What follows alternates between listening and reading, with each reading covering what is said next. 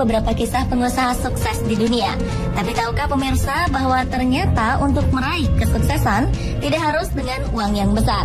Dibutuhkan tekad kuat, kemauan untuk maju, usaha tak kenal lelah, disertai dengan ide-ide sederhana dan inovatif. Plus doa kepada Tuhan, niscaya seseorang bisa meraih kesuksesan. Dan kali ini, On The Spot akan merangkum beberapa kisah mereka dalam orang-orang sederhana yang sukses.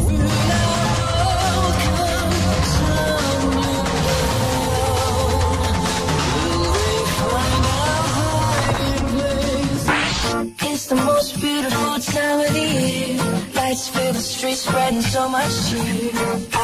Keterbatasan biaya dan kurangnya fasilitas nyatanya tak mampu meredam impian dan tekad bulat seseorang untuk meraih kesuksesan. Seperti kisah Raini, gadis muda anak tukang beca. Ia berhasil wisuda dengan gelar lulusan terbaik. Segala keterbatasan Raini beserta keluarga tidak menjadi halangan baginya untuk terus mengejar impiannya menjadi seorang guru. Lulusan jurusan pendidikan akuntansi Universitas Negeri Semarang ini mendapat dukungan penuh dari keluarganya untuk terus berusaha mengejar impiannya. Sang ayah, Mugiono, rela pensiun dini dari pekerjaan sebelumnya hanya untuk mendapatkan uang pesangon demi membiayai kebutuhan perkuliahan anaknya dan memilih menjadi tukang beca.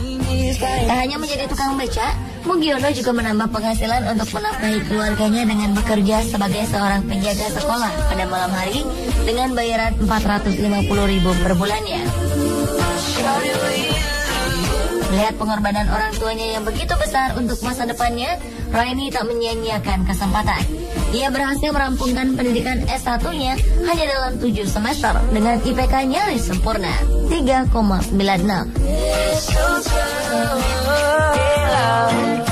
The wise men follow the star, the way I follow my heart, and then led me to a hit the drink, take a look, watch the past go up and smoke. Di Sidoarjo, Jawa Timur, Iwayan Dendra sudah puluhan tahun hidup serba kekurangan. Namun semua ini tak membuatnya patah semangat. Latar belakang keluarga tidak mampu menjadikannya seorang pekerja keras. Dengan sifat mandiri, kreatif dan suka berinovasi, serta tekad bulat dan tanpa mengenal rasa malu, Dendra memilih menjalani profesi sebagai pemulung. Putra pertama dari 3 bersaudara pasangan almarhum Inengas Sateng dan Ninyoman Teke ini akhirnya berkecimpung di dunia barang bekas. Meski dibutuhkan tenaga ekstra, Dendra tetap semangat mendatangi sebuah pabrik hanya untuk mencari limbah dan sampah bekas. Namun siapa sangka usahanya ini membawa dirinya menjadi seorang pemulung sukses dan mampu mengumpulkan keuntungan hingga puluhan juta rupiah per minggunya. Bapak 5 anak ini tak merasa malu akan pekerjaan yang mengharuskan dirinya berkecimpung dengan sampah dan barang bekas. Tidak hanya itu, ia juga sukses menjadi anggota legislatif di Sidoarjo, menjabat sebagai ketua DPC sebuah partai dan juga sebagai koordinator pemulung di Sidoarjo.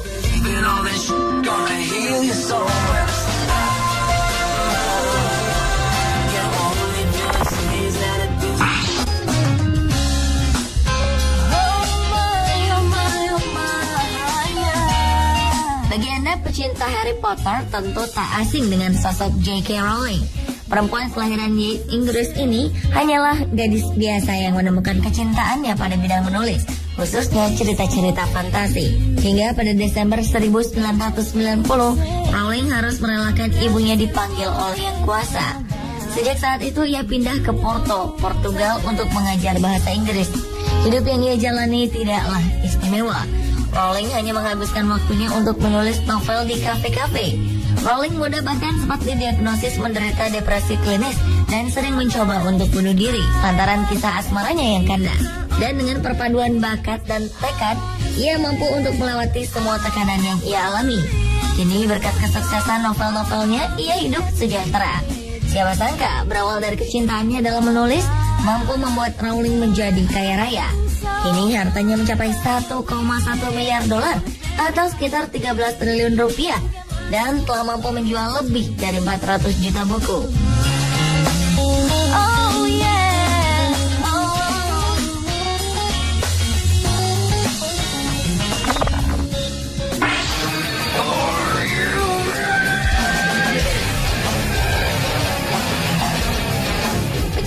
heavy metal pasti tak asing dengan nama Ozzy Osbourne, vokalis band Black Sabbath yang juga dijuluki sebagai Godfather of Heavy Metal. Ternyata di balik karirnya yang cemerlang, Ozzy Osbourne melewati tahap sulit semasa hidupnya. Lahir di Aston, Inggris, Ozzy tumbuh dalam lingkungan yang jauh dari kata cukup. Bekerja sebagai pembuat perkakas, orang tuanya bekerja keras untuk menghidupi Ozzy dan 5 saudara kandungnya. Selain itu, Ozzy juga penderita disleksia dan tidak mampu menunjukkan prestasi yang baik di sekolah, sehingga ia lebih melirik ke kegiatan ekstrakurikuler seperti musik dan drama. Namun sayang, di usianya yang ke-15, Ozzy putus sekolah dan menjadi buruh konstruksi. Guna bertahan hidup, ia melakukan berbagai pekerjaan seperti menjadi tukang ledeng, pembuat perkakas, dan menjadi buruh di pabrik mobil. Pengalaman hidupnya ini membuat Ozzy membulatkan tekadnya meraih mimpi menjadi seorang penyanyi.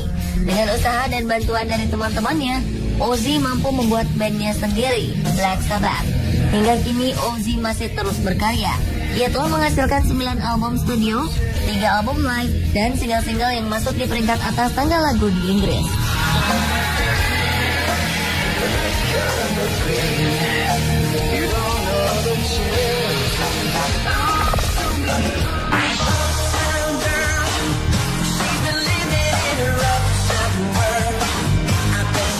Anda pernah mendengar kata tip X?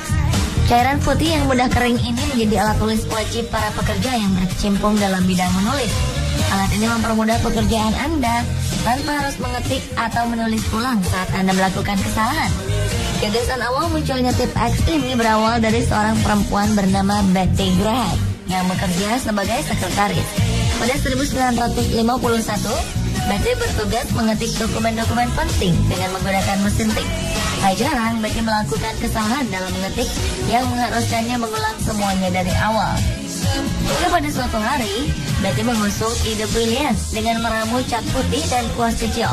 Betty mengoleskan cat ramuannya ini setiap kali ia melakukan kesalahan. Dan cat putih dengan kuas kecil yang ia beri nama Mistake Out ini sangat disukai teman-temannya. Seremoni ini membuatnya mendapat dorongan dari para kerabat. Hingga akhirnya Betty memutuskan untuk mendirikan usahanya sendiri dengan membangun sebuah pabrik Mistake Out. Pada 1972, usahanya mampu menjual setidaknya 5 juta botol Mistake Out setiap tahunnya. Dan menurut data, ketika Betty meninggal pada 1980, kekayaannya mencapai 475 juta dolar atau sekitar 5,6 triliun rupiah. Wow, siapa sangka kalau ide kecil itu bisa membuatnya kaya.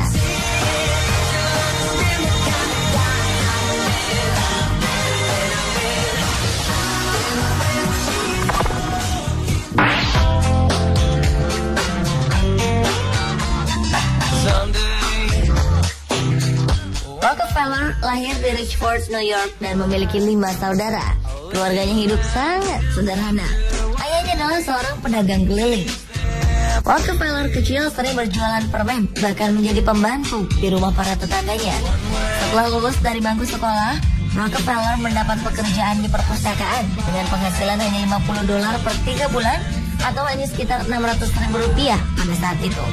Di usianya yang masih sangat muda, Rockefeller merupakan pekerja keras. Ia selalu berpikir matang-matang sebelum bertindak. Setelah beberapa kali bekerja serabutan, ia akhirnya memiliki pekerjaan tetap sebagai asisten penjaga toko. Dan dengan tekad kuat untuk maju, ia memilih untuk mendirikan usaha bersama temannya, Maurice B. Clark. Keduanya membangun usaha kilang minyak yang dikerjakan secara manual bersama-sama dengan 2 karyawannya. Dari hasil pendapatannya, Rockefeller mampu membeli perusahaan Clark Brothers dan menamainya Rockefeller and Andrews. Terus-menerus menekuni bisnis yang ia bangun dari dasar, kini Rockefeller mampu mendirikan perusahaan Standard Oil dan menjadi miliarder pertama di dunia.